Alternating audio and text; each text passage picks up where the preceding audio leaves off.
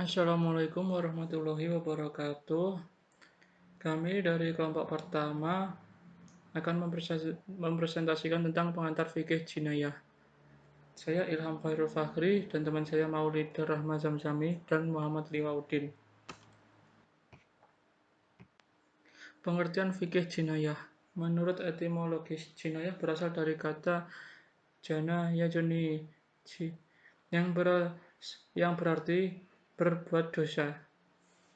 Jinayat bentuk jamak dari jinayah diambil dari kata jana yajuni, artinya mengambil. Menurut terminologis, jinayah adalah setiap perbuatan yang dilarang. Perbuatan yang dilarang adalah setiap perbuatan yang dicegah dan ditolak oleh syariat, lantaran mengandung bahaya terhadap agama, jiwa, akal, dan kehormatan atau harta. Jika kata fiqh jinayah digabung, maka pengertian fiqh jinayah adalah ilmu tentang hukum syara yang berkaitan dengan masalah perbuatan yang dilarang dan hukumannya yang diambil dari dalil-dalil yang terperinci. Hubungan antara fikih jinayah dengan larangan. Konsep jinayah berkaitan erat dengan masalah larangan, yaitu setiap perbuatan-perbuatan yang dilarang oleh syara. Larangan ini timbul karena perbuatan-perbuatan itu mengancam sendi-sendi kehidupan masyarakat, maka hukuman merupakan sesuatu yang tidak dapat dihindarkan. Aturan-aturan jinayah. Tujuan fikih jinayah. Aturan-aturan jinayah mencegah terjadinya kerusakan dan kejahatan terjadi pada unsur dasar yang bersifat darurat dalam diri manusia, yaitu mencegah kejahatan terhadap agama, mencegah kejahatan terhadap jiwa, mencegah kejahatan terhadap keturunan, mencegah kejahatan terhadap kehormatan, dan mencegah kejahatan terhadap harta dan juga kepentingan publik lainnya.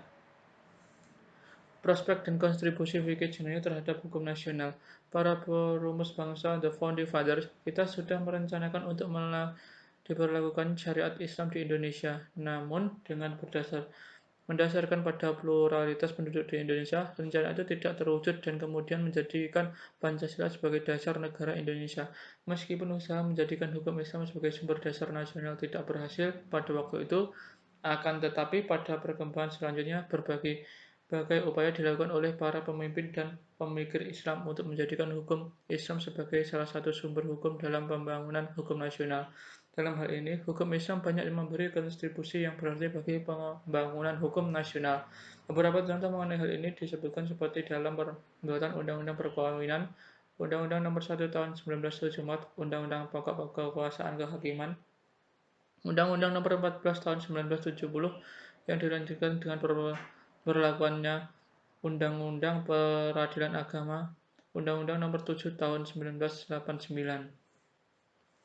Sekian, terima kasih. Itu penjelasan singkat dari kelompok kami.